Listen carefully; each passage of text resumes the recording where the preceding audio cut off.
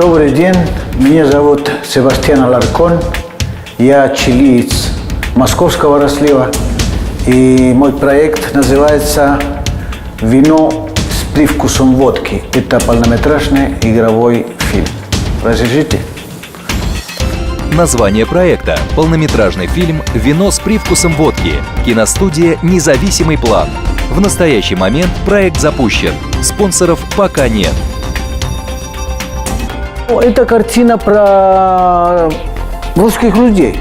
Это дан к тем качествам, которые есть у российского народа, через глазами политэмигранта. Это сценарий написан Александром Добашьяном. Здесь я являюсь режиссером-постановщиком. Да? В картине будут сниматься актеры, которые я до этого работал во многих картинах. У меня опыт, в принципе, очень большой. Я делал более 15 полнометражных картин. Я работал на Мосфильм 30 лет. 1,5 миллиона рублей – это то, что нам нужно для того, чтобы можно было бы осилить работать для создания картин.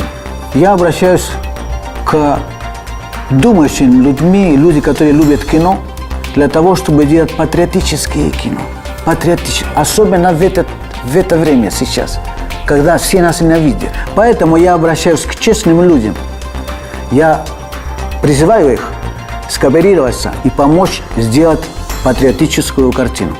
Трагикомедия – тонкая картина, которая говорит об образе России, которая говорит о качестве, о вере к российскому народу.